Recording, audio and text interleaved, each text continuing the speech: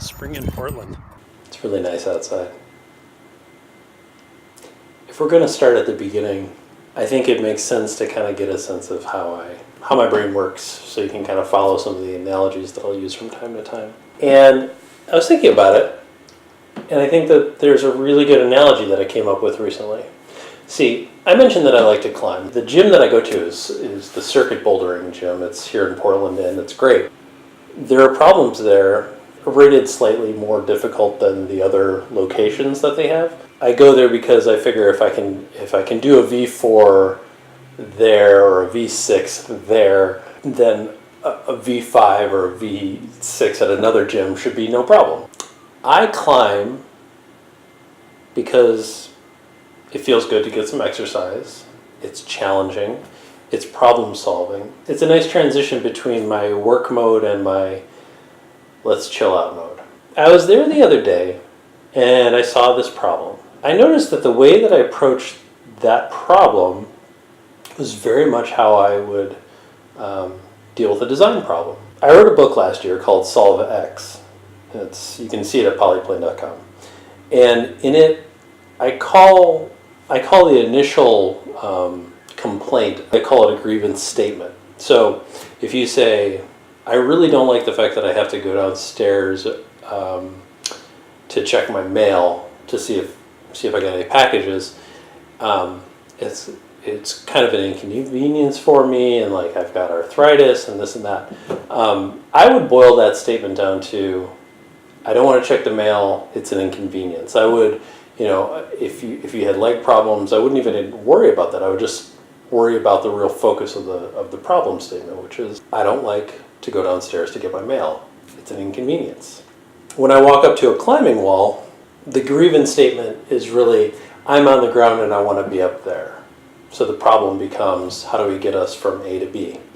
With design, when you come across an issue in your process where you're like, gosh, how are we going to make this or that work? That's the thing that you ruminate on the most. And then once you put that into the rest of everything you can do easily, once you've mastered it, you can get up the wall or you can solve the design problem. That's kind of where I'm at. I'm thinking a lot about design problems and how it relates to my bouldering adventures as of late. So anyway, I see this V6 and I'm like, ooh, that looks really fun. And so I take it the same way. I'll look at the problem and I say, okay, I want to get up that wall. And then I'll try the start. And usually the starts are sometimes really low. And I'm a tall guy. I'm 6'2". And when you have to scrunch up when you're really tall, it's really challenging to bring all of your weight up against the wall without just falling back over. You got to find that sweet spot where you can kind of stick yourself against the wall before making your first move and proceed up the route. So once you do that, you get that first hold, and then I start climbing along it, and I spot this area where I'm like, oh, this is really challenging. So I skip it, and I go to the next area of the climb, and I'll do that, and it's really easy. So I'm like, okay, so this area right here is where I really need to focus my attention on. And this is the same thing I do in design, where I'll be trying to figure out how on earth I'm going to stuff a battery in there and some components and make it all squish together and still work and have the design intent in place. So that's really where in design I'll focus all my energy. Now I'm stuck at this area where I'm like, okay, how am I going to do this? And I'll wind up grabbing onto the holds and trying all sorts of angles and putting my body in all sorts of configurations. And sometimes I'll just sit down on the ground and I'll just sit and look at the area that I'm having a problem with, and then all of a sudden something clicks where I say, well, hey, wait a minute now. If I did this, I'd be able to do that. And the "if you can do this, you can do that" statement is so powerful.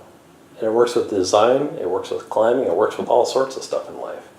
So I look for those possibilities, and then I put them together. And then everything starts to make a little more sense.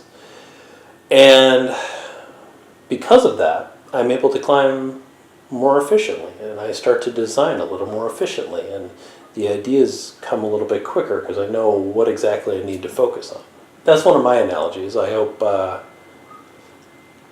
as I put out more videos, maybe you'll feel the desire to start up a dialogue with me. I'd love to have some conversations about design and climbing and life in general. And who knows? Maybe we'll have some good conversations. All right. Have a good day.